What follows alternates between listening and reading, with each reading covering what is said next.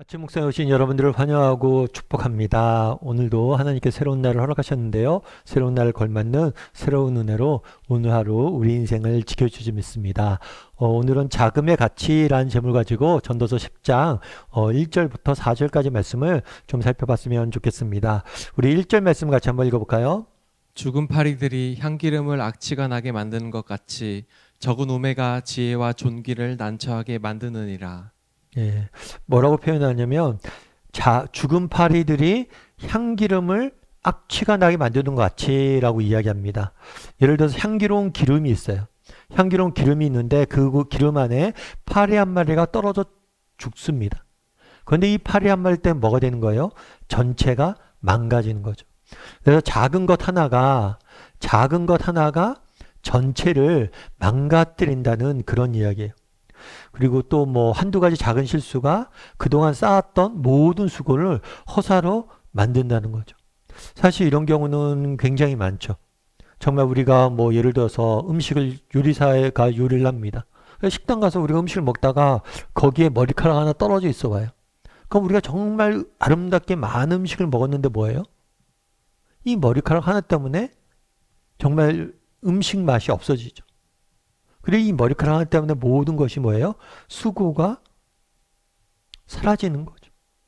그런 것처럼 이 작은 것 하나가 전체를 망칠 수 있다는 거예요.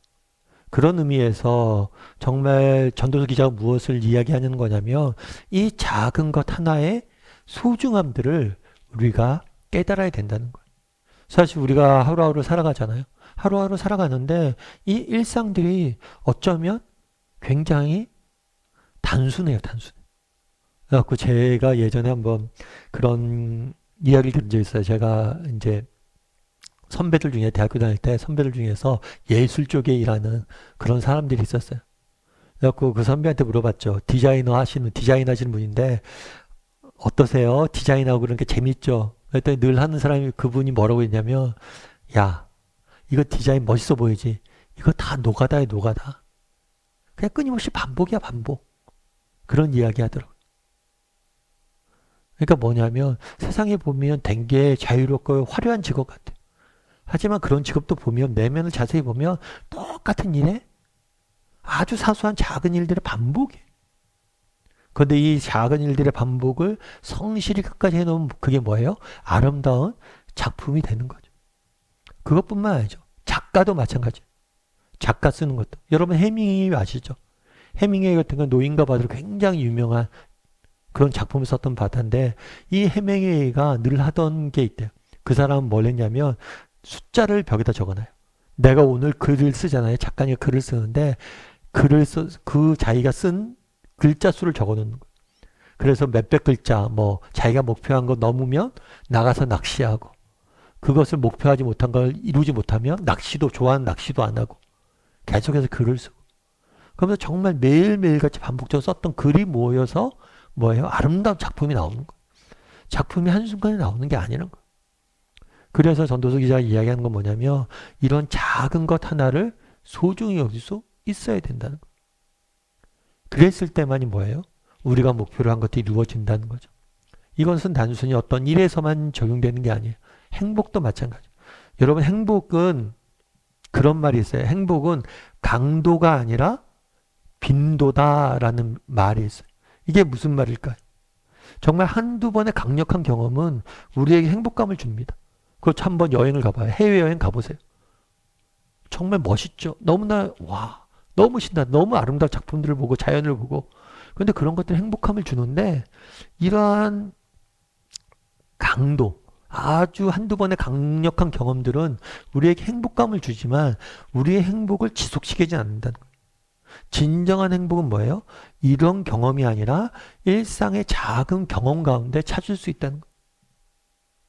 그래서 예를 들어서 여러분 로또에 당첨된 사람 22명과 한번 조사를 해봤어요. 미국에서. 로또에 당첨된 사람 22명과 평범한 사람 22명의 행복도를 조사해봤어요. 그런데 로또에 당첨된 사람들보다 평범한 사람들이 훨씬 더 행복하다는 결론이 나왔어요. 왜 그럴까요? 로또에 당첨되면 불로소득이기 때문에 이 돈을 낭비해서 그럴까요? 아니요. 왜 그러냐면 로또 당첨이라는 강력한 경험을 하잖아요. 그러니까 이 강력한 경험이 뭐란 거예요? 일상을 무의미하게 만드는 거. 그러다 보니까 일상 속에 느껴져 있는 그 즐거움들 뭐예요? 뺏어간다는. 참 이 말도 되게 공감이 됐어요.